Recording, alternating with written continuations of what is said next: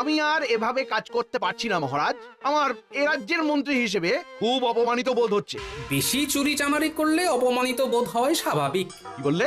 হ্যাঁ, আমি চোর? ও সব বাদ দাও তো, আগে বলো তোমার কি সত্যি বোধোদয় হয়েছে?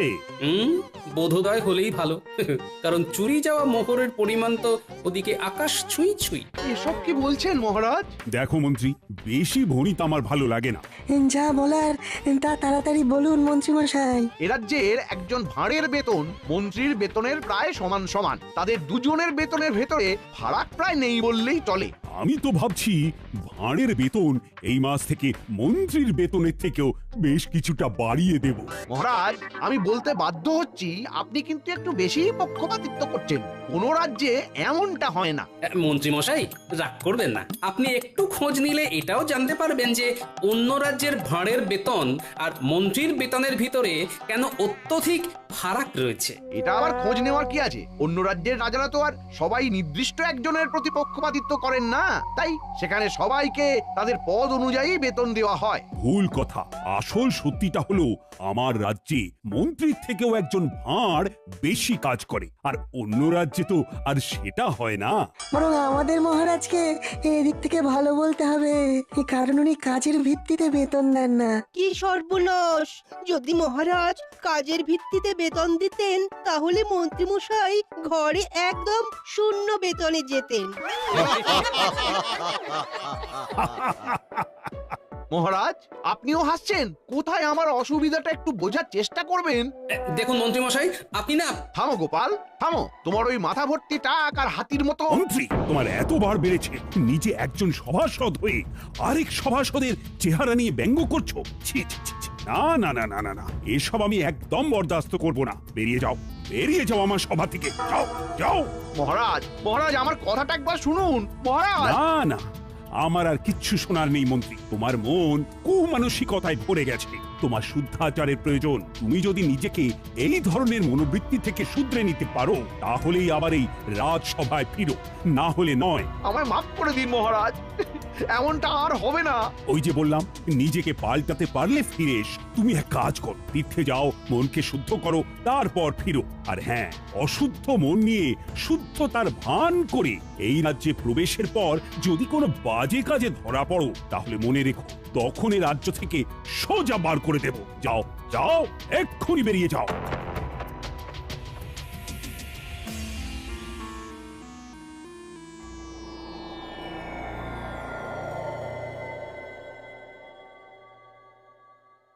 হিরে ঘটে, ব্যাপারখানা কি? মন্ত্রীমশাই আমাদের ডেকে নিজে এমন উদাস হয়ে বসে। কবি টবি হবে নাকি? আমার মনটা খুব খারাপ রে, তার সাথে বেশ রাগও হচ্ছে। কার উপরে? আরে গোপালের চেহারাটা যে হাতির মতো, সেটা বলতেই মহারাজ গেলেন চোটে। আমায় সব সভাসদদের সামনে তাড়িয়ে দিয়ে বললেন মনকে শুদ্ধ করে ফিরতে। ওই দুজনকে আমায় জব্দ করতেই হবে। বুঝেছি বুঝেছি, তাই আমাদের ডেকেছেন, তাই তো? সবই তো বুঝিস, সব কথা কি আর মুখে বলতে হয়? কিছু একটা পরিকল্পনা কর। আমাদের হাতটা গরম করে দিন, কাজ হয়ে যাবে। আমার এখন মাথা গরম আছে, তাই তোদের হাতের বদলে উড়ন আর বসন দিয়ে কান গরম করে দিতে পারি। সুতরাং এখন যা, আগে কাজের কাজটা কর। বেশ, তাহলে আসি। কাল ভোরে এই পরিকল্পনা করে আপনার বাড়ি যাচ্ছি। বেশ হয়েছে, বেশ হয়েছে। মহারাজ মন্ত্রীকে বার করে দিয়েছেন। হ্যাঁ, মানুষের চেহারা ভারী হতেই পারে, তা বলে এমন কথা কেউ বলে? মন্ত্রী মশাই বরাবর অমন স্বভাবেরই লোক, বুঝলে। যাদের স্বভাব এমন হয় তারা হাজার চেষ্টা করলেও সহজে বদলায় না। হ্যাঁ, গিন্নি, চেষ্টাটাও সৎ হতে হয়, না হলে এরকমও মানুষ করে যে ভিতরে ভিতরে কোনো চেষ্টা করে না, এদিকে মুখে বলে চেষ্টা করেও কোনো লাভ হচ্ছে না। মানুষ চেষ্টা করলে সব পারে গিন্নি। তোমার সাথে মন্ত্রী মশাই এরকম করলে না আমার খুব খুব রাগ হয়। হ্যাঁ না, এর জন্য আমার কোনো আক্ষেপই নেই গিন্নি।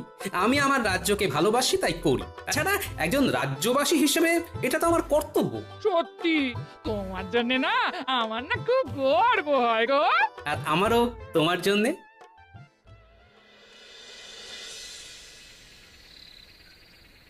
মন্ত্রীমশাই, ও মন্ত্রীমশাই, ওই ওই ওই ওই ওই ওরা এসেছে, ওরা এসেছে। আয় আয় আয়। কিরে বটা, তোর হাতে এটা কি? এটা একটা বহু দূরের রাজ্যের মানচিত্র। আপনাকে এইখানেই শুদ্ধাচারের জন্য যেতে হবে। এই বেটা হতচ্ছাড়া, আমায় শুদ্ধাচারে কোথায় পাঠাবি তা ঠিক করার ভার তোদের দিয়েছি নাকি? আচ্ছা আচ্ছা, শুনুন মন্ত্রী মশাই, শুনুন।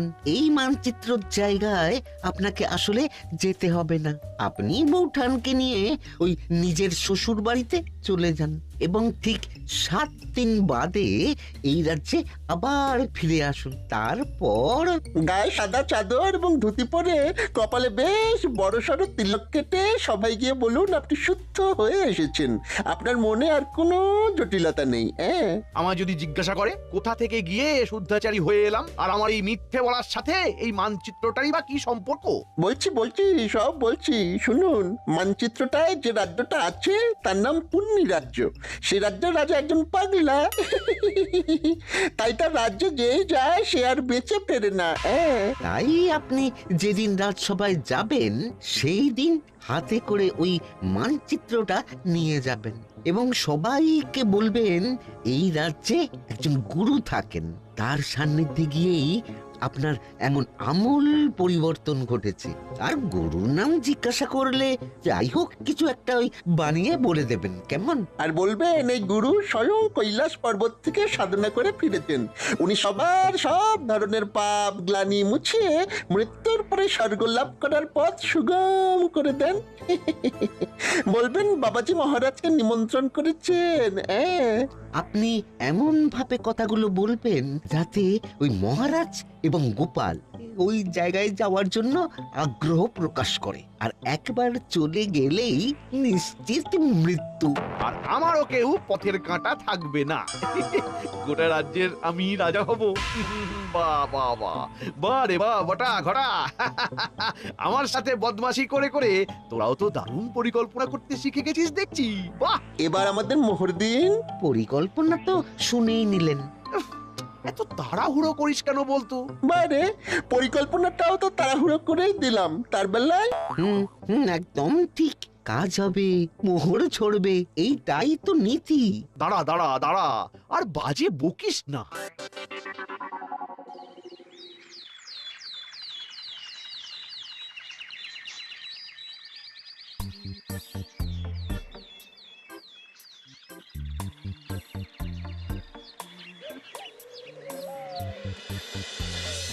কি বলছো গোপাল? মন্ত্রী সত্যি সত্যি মন পরিশুদ্ধ করতে তীর্থে গেছে? আগে হ্যাঁ মহারাজ, নিজের চোখে দেখে এলাম। বাড়িতে তালা ঝুলছে, আর পাড়া প্রতিবেশীদেরও নাকি বলে গেছে যে সে নিজেকে পরিশুদ্ধ করতে স্ত্রীকে নিয়ে দিন সাতেকের জন্য তীর্থে যাচ্ছে। বাবা, আমার এক কথাতেই যে মন্ত্রী এভাবে তীর্থে যাবে ভাবতেই পারছি না। যাকে এখন মন্ত্রীর সুমতি হলেই হলো, কি বলেন? যা বলেছ। আচ্ছা মহারাজ, আমি তাহলে আজ আসি। হ্যাঁ, বেশ বেশ বেশ। ও গোপাল, একটা কথা ছিল।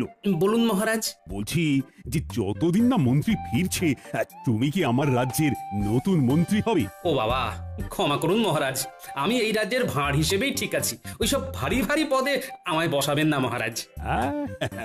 আমি জানতাম তুমি ঠিক এই উত্তরটাই দেবে। বেশ গোপাল, ঠিক আছে, তুমি এখন আসতে পারো।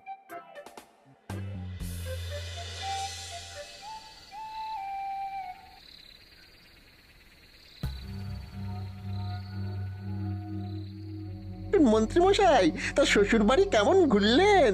শ্বশুর বাড়ি গিয়ে কেমন শুদ্ধাচার করলেন বলুন? বাজে বকিস না, বাজে বকিস না। এই নিশুতি রাত্রে তোদের কথা মতো ছুটে ছুটে এলাম। এদিকটার কেমন পরিস্থিতি সেটা আগে বল শুনি। মহারাজ গোপালকে রাজ্যের নতুন মন্ত্রী করতে চেয়েছিলেন, কিন্তু গোপাল রাজি হয়নি। এই গোপালটা মহা বদমাস।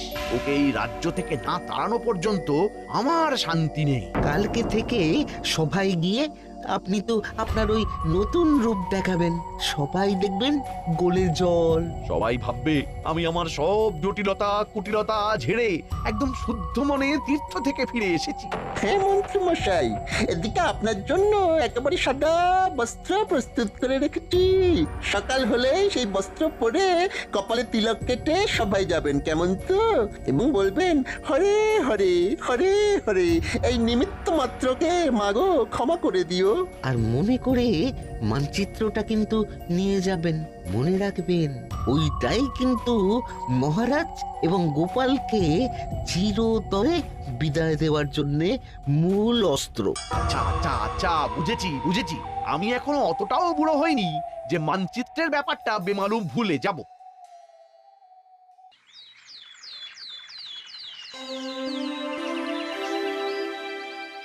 তাহলে সবাই বলছো নতুন পদ্ধতিতে কাজ করতে কোনো রকম অসুবিধে হচ্ছে না, তাই তো? না মহারাজ। বেশ, শুনেও ভালো লাগছে।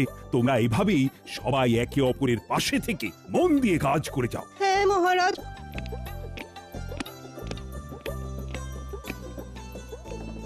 আরে মন্ত্রীমশাই, আপনি এমন বেশে, এ তো পুরো ভোল বদল। হ্যাঁ মন্ত্রী, তুমি? এ কি বেশ বদল? শুধু আমার বেশ বদল হয়নি মহারাজ, গোটা আমিটাই বদলে গেছি। আমার এখন পৃথিবীর সব মোহমায়াই বড্ড মেকি মনে হচ্ছে। এখন আমার মন শুধু এইটাই বলতে চাইছে যে আমি নিজের মতো বাঁচতে চাই, আমি আমার মতো ভালো আছি, কারোর সাথে পাঁচি নেই। শান্তি শান্তি শান্তি। মন্ত্রী, ও মন্ত্রী, এ তোমার হলো কি? আমি যে তোমাকে চিনতেই পারছি না। এসব ব্যাটার চাল কি না কে জানে। মহারাজ, আমি আপনার কাছে কৃতজ্ঞ। ভাগ্যিস আপনি আমার মনকে শুদ্ধ করে তোলার জন্য তীর্থে যাওয়ার আদেশ দিয়েছিলেন, না হলে তো আমি আমার সকল পাপ ধুয়ে মুছে মৃত্যুর পর স্বর্গলাভ সুনিশ্চিত করতেই পারতাম না। মন্ত্রীমশাই, আপনার স্বর্গলাভ সুনিশ্চিত, এটা কি সত্যি? হ্যাঁ গোপাল, আমি তো আর আগের মতো নেই। আমি আমার সব পাপ ধুয়ে মুছে করেছি সাফ। তুমিও আমায় ক্ষমা করে দিও। এসো এসো, বরং তোমার পা ধরে ক্ষমা চাই। ভুল স্বীকার করতে এখন আর আমার কোনো দ্বিধা নেই গোপাল। তা কে তোমায় শুদ্ধ হতে সাহায্য করলো শুনি? আর তুমি কোথায় বা তীর্থ করতে গেছিলে? এই দেখুন এই মানচিত্রটা, এই যে এই এই এই এই গোল মতো জায়গাটা দেখছেন, এটা হলো পুণ্যি রাজ্য। আমাদের রাজ্য থেকে প্রায় 150 ক্রোশ দূরে এখানে ধুনি বাবার আশ্রম আছে। উনি স্বয়ং কৈলাস পর্বত থেকে সাধনা করে ফিরেছেন। এই বাবার কাছে গেলে উনি এমন এক জল দেন যা দিয়ে স্নান করলে সবার পাপ মুছে গিয়ে স্বর্গলাভের পথ সুগম হয়ে যায়। এছাড়া ধুনি বাবাই বোঝান আসল জীবনের অর্থ কি, মায়া মোহ কাটিয়ে কিভাবে সাদা সিধে জটিলতা কুটিলতাবিহীন জীবনযাপন করা যায়। হরে হরে, মা গো, অপরাধ না নিয়ে ক্ষমা করে দিও মোরে। আর হ্যাঁ মহারাজ, উনি আপনাকেও কিন্তু সেখানে অনেকবার করে যাওয়ার জন্য আমন্ত্রণ জানিয়েছেন। আমিও নিজের জীবনে অজান্তে কতই না পাপ করে ফেলেছি, তাই সেই সব পাপের বোঝা ঝেড়ে ফেলে আমিও আমার মৃত্যুর পর স্বর্গলাভ সুনিশ্চিত করতে চাই। মন্ত্রী, আমি ধনী বাবার আশ্রমে গিয়ে জীবনের আসল অর্থ বুঝতে চাই। আমি ওনার নিমন্ত্রণ রক্ষা করতে চাই। মহারাজ, এত তাড়াতাড়ি কোনো সিদ্ধান্ত নেবেন না। আমার মনে হয় যে পাল, নিজের চোখে দেখছো তো মন্ত্রীর কি আমূল পরিবর্তন ঘটেছে। এরপরে আমি আর ধনী বাবার কাছে না গিয়ে থাকতে পারি, বরং তোমারও আমার সাথে যাওয়া উচিত। আজ্ঞে মহারাজ, আমি? আচ্ছা বেশ, আমিও যাব। আমরাও যাব মহারাজ। না না না, দেখো, সবাই মিলে এক্ষুনি গেলে হবে না। আগে আমি আর গোপাল ঘুরে আসি, তারপর তোমরা দলে দলে যেও। একদম ঠিক। তাহলে মহারাজ, কবে রওনা দেবেন? হ্যাঁ, কাল একদম ভোরেই রওনা দিতে চাই, বেশি দেরি করে তো লাভ নেই। আচ্ছা মন্ত্রী, আমি যেহেতু কদিন থাকছি না, তাই তুমি একটু কষ্ট করে রাজ্যটা সামাল দিও, কেমন? মহারাজ, আমায় আবার এসবের মধ্যে কেন জড়াচ্ছেন? রাজ্যপাঠ আমি যে দিয়েছি ছেড়ে। এই কটা দিন একটু সামলে দাও মন্ত্রী, আমি কিছু শুনতে চাই না। বেশ মহারাজ, আপনি যখন বলছেন তখন তাই হোক। ও মন্ত্রী, আরেকটা কথা, বাবার কাছে যাওয়ার জন্য কি কোনো রকম বিশেষ নিয়মপত্র আছে? মহারাজ, সমস্ত অহংকার ছেড়ে, রাজবেশ ছেড়ে, সৈন্য ছাড়া একদম আর 5টা সাধারণ মানুষের মতো পায়ে হেঁটে যান, তাহলেই দেখবেন বাবা আপন করে নিয়েছেন। বুঝে গেছি বুঝে গেছি।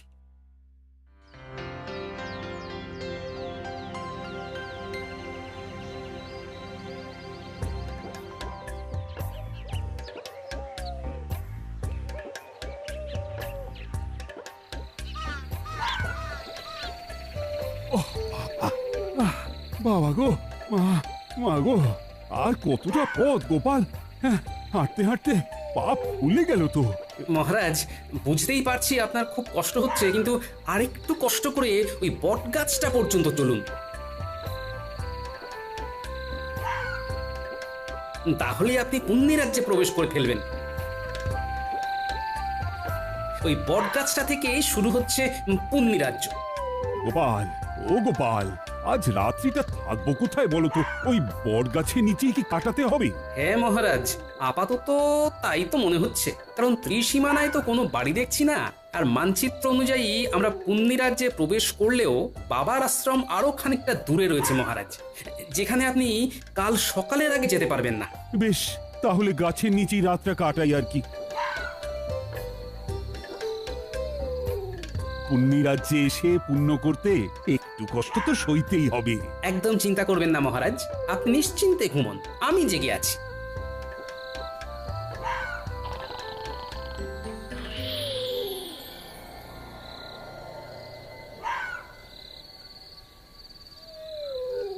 মহারাজ তো ঘুমোচ্ছেন দেখছি, এদিকে ভোর হতেও খুব দেরি নেই, আমি বরং এই সুযোগ একটু ঘুমিয়ে নিই। এই গবা, কি করবি বলতো? রাত তো শেষ হতে চললো, এখনো আমাদের ওই দুজনের মধ্যে কেউ একটাও চোর ধরতে পারলাম না। দেখাবা, এরকম আমাদের পাগলা রাজার মতন কাউকে নিয়ম তৈরি করতে দেখেছিস? কি যে নিয়ম, প্রত্যেক প্রহরীকে কিনা বাধ্যতামূলক ভাবে প্রতি রাত্রে একটা করে চোর ধরতেই হবে। সত্যি আপাদ মস্তক খ্যাপা রাজা। আরে আরে ওই গবা, ওই দেখ, দুজন লোক বট গাছের নিচে শুয়ে, ওদেরকে ভিনদেশি চোর বানিয়ে ধরে নিয়ে যাবি? তাই করি চল, না হলে আমরা আপাদমস্তক পেটে মার খাবো। চল চল ভৌরি বেটাদের। এই কে কে কে তোমরা হাত পা বাঁধছো কেন?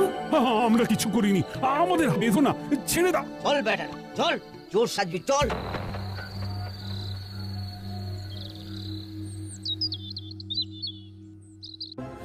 আমাদের তোমরা ছেড়ে দাও, আমরা চোর নই। আরে জানি জানি, সে তখন থেকে এক কথা বলে কানটা ছাড়া পালা করে দিল। আহা, জানোই যখন চোর নই তখন ধরে রেখেছো কেন?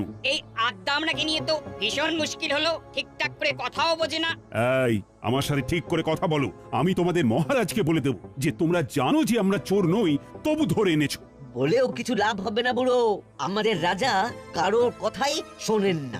একবার গারদে ভরে দিলে তার একটাই শাস্তি হয়, আর তা হলো ইদারায় ছুঁড়ে ফেলে দেওয়া, বুঝলে? কি সর্বনাশ, এ কি নির্মম শাস্তি! এই শিগগিরই শিগগিরই আমাদের বের করো। তোমরা জানো না আমি কে? আমি হলাম... মহারাজ থামুন থামুন, এক্ষুনি পরিচয় দেবেন না। গোপাল, কি বলছো? এক্ষুনি না পরিচয় দিলে মেরে ফেলবে আমাদের। ভয় পাবেন না, আমি আছি। ইতিমধ্যেই ফন্দি এঁটে ফেলেছি, সময় মতো সব বলে দেবো। কই কই আমার ভিনদেশি চোরেরা সব কই? এই যে এই যে রাজন, এই যে একদম গারদের ভিতরে। বাবা বাবা বাবা বাবা, আমাদের পুরোহিতকে ডাক দাও, শাস্ত্র পাঠক।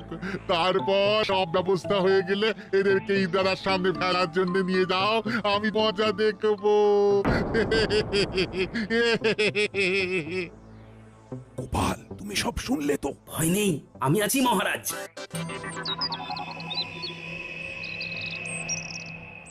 তাহলে সব প্রস্তুত তো? হ্যাঁ, এই এই তুমি তুমি ওদিকে ওনার কাছে যাচ্ছ কেন? আমাকে ঠাকুরের নাম শোনাতে। মরতে যাচ্ছি তো তাই। মহারাজ, আপনি এবারে আমার সাথে মারপিট শুরু করবেন। ওরা যদি জানতে চায় কেন মারপিট করছি, তাহলে বলবেন আমরা পেশায় জ্যোতিষী। আমরা গণনা করে দেখেছি যে আজ দুজনের ভেতরে যেজন আগে ইদারায় ঝাঁপ দিয়ে মরবে সে স্বর্গবাসী হবে এবং পুণ্য লাভ করবে। বেশ বেশ, মুক্ত করে দাও দুজনকে, মুক্ত করে দাও। আমি আগে ইদারায় ঝাঁপ দেবো। না, আমি। তবে রে বেটা, দেখ কেমন মারি তোকে। আয় আয়, আমিও মজা দেখাচ্ছি।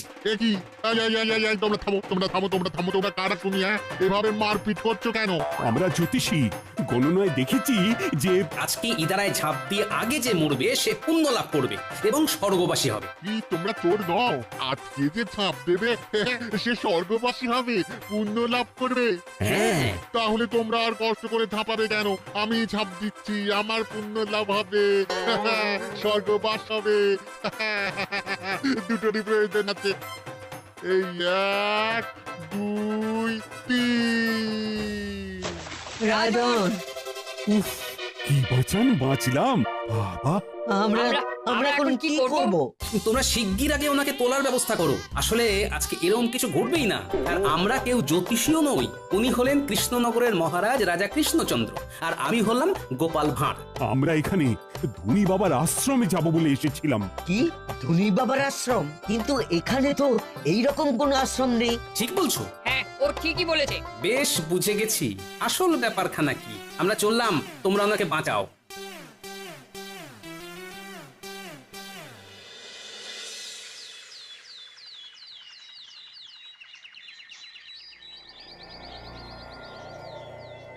রে তাহলে এই দুদিনে দুজনেই পটকে গেছে বল?